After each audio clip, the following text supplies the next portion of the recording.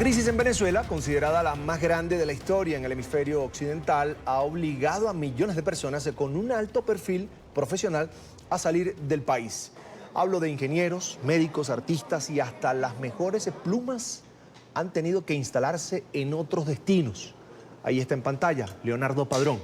Es escritor, guionista, periodista y una de las mentes más brillantes de Venezuela. Él tomó un vuelo hace unos meses rumbo a Estados Unidos y sin poder despedirse de los suyos ante la amenaza de las fuerzas de seguridad del gobierno madurista. Hoy, donde esté, mantiene la ilusión de volver a su tierra, a su casa, a Venezuela. Hacemos conexión precisamente a esta hora con él, con Leonardo Padrón. Allí lo tienen en pantalla, está en la ciudad de Miami. Señor Padrón, qué gusto tenerlo con nosotros hoy aquí en la tarde fin de semana de NTN 24. Bienvenido. Gracias, amigo. Para mí también es un placer estar en sintonía con ustedes. Es un gusto. ¿Cómo vive el hombre de las historias de Venezuela, Leonardo Padrón, la historia propia del país desde el exilio, pudiera decirse, desde el rol de inmigrante? ¿Cómo es eso? ¿Cómo se siente? ¿Cómo se piensa? Bueno, es un rol inédito para mí y para millones de venezolanos, inesperado. Nunca pensé que todo este apocalipsis político que ha vivido Venezuela terminara con el exilio de tantas y tantas personas. Y como tú bien lo dijiste en la introducción, personas de muchísimo nivel profesional en todos los ámbitos. Yo estoy, como toca, en el exilio. La marca del exilio es la reinvención, es resetearte, es volver a establecer un código desde mi trinchera de creador, de escritor, un nuevo código de comunicación con nuevas audiencias, con nuevo público. Mi público en principio era el público de la pantalla venezolana. Claro, eran novelas que después se vendían a muchos otros países del mundo, pero ahora, bueno, ahora me toca escribir, por ejemplo, para México. Y obviamente no es lo mismo, son otros parámetros creativos, es otro tipo de público, es un público que además estoy tanteando, comenzando a conocer. Definitivamente siempre es cuesta arriba, pero es parte de ese equipaje doloroso que es el exilio. ¿Por qué, si hoy quisiera, yo sé que lo quiere hacer, Leonardo Padrón no puede volver a Venezuela? Quiero que se lo cuente a nuestra audiencia. Alguien le envió un mensaje: hey, Leonardo, no vuelvas, te van a meter a prisión. Sí, bueno, a ver, no me dijeron literalmente que me iban a meter a prisión, pero me dijeron, alguien no voy a precisar nombres porque generalmente las retaliaciones son inmediatas, pero me dijeron, mira, tienen 3 días llamando a la línea aérea donde compraste tu vuelo. Había comprado un vuelo a Estados Unidos de ida y vuelta porque pensaba en 10 días regresar a Venezuela, y me dijeron, tienen 3 días averiguando, preguntando, el SEBIN, que es la policía política de la dictadura de Nicolás Maduro, en qué vuelo llegas y a qué hora. Y me dijo, a lo mejor estoy exponiendo mi cargo, a lo mejor me están grabando, pero yo no puedo dormir tranquilo con mi conciencia si no te alerto. ¿Qué iban a hacer cuando yo llegara? Bueno, desde quitarme el pasaporte, que ya es una forma de mandarme a prisión, en términos de que me quitan la libertad de movimiento y me quedo preso en mi propio país. Y no es que no me guste estar en mi país, todo lo contrario, es lo que más me gusta, pero bueno, cualquier ciudadano del mundo tiene que tener derecho a transitar por el mundo libremente. Desde eso o a cualquier otra cosa, ya hemos visto ahí infinidad de casos, ¿no? La manera arbitraria como ellos te secuestran la vida, te confiscan tus bienes, te arrojan a un calabozo, te rompen el pasaporte, en fin. Y obviamente se impuso en mí, de la noche a la mañana, un cambio de vida inmensamente brusco. O sea, yo me había venido aquí con 4 camisas y 2 pantalones porque era un viaje de 8 días, 10 días. Leonardo Padrón, ¿alguna vez sintió que el gobierno le quería, al menos le quería, poner rejas a su pluma, por ejemplo? Bueno, lo sentí, no es una presunción o una intuición, lo sentí en carne propia. Es decir, ya las últimas 2 proyectos televisivos que yo escribí para Venevisión, que es uno de los 2 canales de señal abierta, uno de los canales de señal abierta más importantes de Venezuela, si no el más importante actualmente después del cierre de RCTV, los proyectos televisivos, mis novelas, estaban siendo pasadas por el filtro de la censura. Ya me estaba sintiendo bastante incómodo. Y digo censura porque me insinuaban que me autocensurara y yo de verdad y tuve un pequeño arresto de dignidad y dije, mire, yo no me voy a autocensurar. Si ustedes quieren eliminar tales parlamentos, háganlo ustedes, allá ustedes con su conciencia. El gobierno hackeó mis cuentas de redes sociales en 2 oportunidades. Recibí amenazas telefónicas en el filo de la medianoche. Me convirtieron en contribuyente especial del sistema tributario de impuestos sin tener realmente las características para ser un contribuyente especial. Es decir, el acoso vino por distintos lados de manera bastante concreta, tanto que ya los últimos 2 proyectos que yo escribí para Venevisión ni siquiera fueron al aire, y era muy extraño porque yo era uno de los escritores de la plantilla de Venevisión como más importante, ganaba muy buen sueldo. Es absurdo que me pagaran todo ese dinero y no pusieran el producto que yo escribía al aire. Obviamente había un veto. Señor Padrón, recientemente Nicolás Maduro estuvo en la Asamblea de las Naciones Unidas, la Asamblea General, y dijo que lo que estamos viendo a través de muchísimos medios de comunicación internacionales sobre la migración, sobre el éxodo venezolano, es una fabricación mediática. Yo sé que sobre eso, por supuesto, usted ha opinado y han opinado muchísimos venezolanos con trayectoria, con talante, conocedores de lo que significa vivir la situación que están viviendo millones de venezolanos que hoy están incluso caminando carreteras buscando una nueva vida. Y quería una opinión suya. ¿Qué sintió usted? ¿Cómo sintió usted? ¿Cómo escuchó usted esas palabras de Nicolás Maduro ante Naciones Unidas? Claro, hay que decirlo, el auditorio estaba casi vacío, pero era el presidente de Venezuela quien hablaba en la Asamblea General de Naciones Unidas. Sí, bueno, yo la conversación me tuve que tomar un protector gástrico para escuchar a Maduro, y era predecible. El discurso de Maduro era predecible, es el mismo discurso que tiene en Venezuela cada vez que tiene un micrófono enfrente. Básicamente es endosarle las culpas de la tragedia del país al imperio, a la guerra económica, que además ha sido como, bueno, un discurso heredado de Fidel Castro, ¿no? Y de la Revolución Cubana. Recordemos que Maduro a los 17 años ya estaba en Cuba formándose ideológicamente. Entonces él tiene un chip ahí muy fijo, un chip que ha terminado devastando un país entero, fundamentalista, absolutamente rígido, y lo que dijo en la ONU a mí me parece un cinismo pornográfico. Es decir que la presunta migración se cae por su propio peso es insultar la tragedia de millones de venezolanos, la cantidad de lágrimas que uno ve derramadas por las redes sociales de gente que se ha ido del país, que todos los días se va gente del país. Oye, que Maduro utilice una plataforma tan importante como la ONU para tratar de vender su versión de los hechos.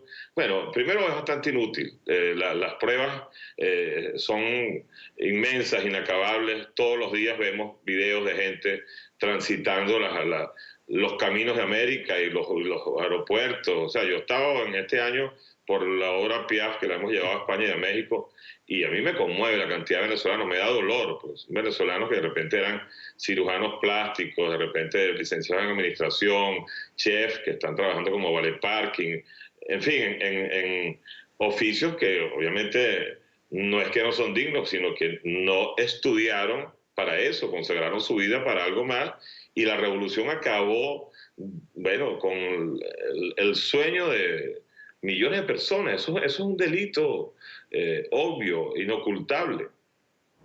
Eso de acabar con los sueños, pareciera, ¿no?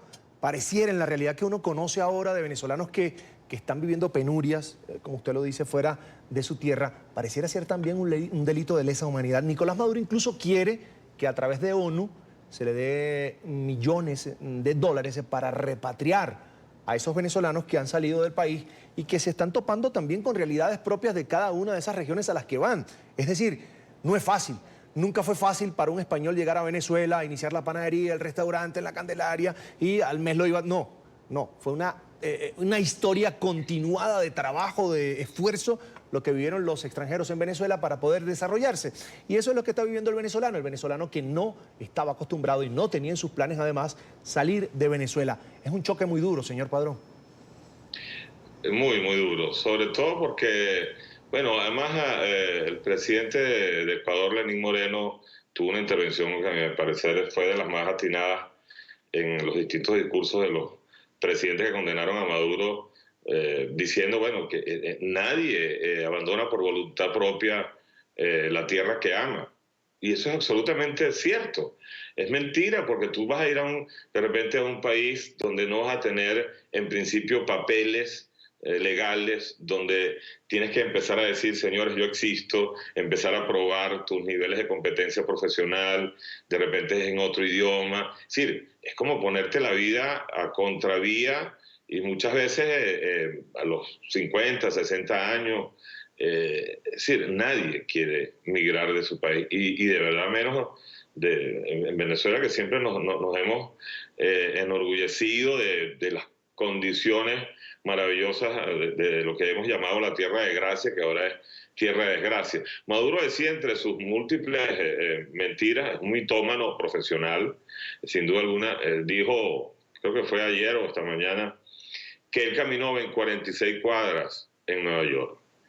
Yo lo reto a que camine por lo menos 6 cuadras en cualquier calle de Caracas, sin escoltas, sin que le pongan una escenografía diseñada para esa caminata. Que camine libremente como él dice que caminó por Nueva York, para que sienta, eso va a ser un referéndum en vivo del desprecio que tiene el venezolano actualmente por alguien que terminó siendo aún peor que Hugo Chávez, que recordemos, no podemos olvidarlo, Hugo Chávez es el epicentro, el principio del tsunami que ha devastado a un país tan próspero como lo era Venezuela.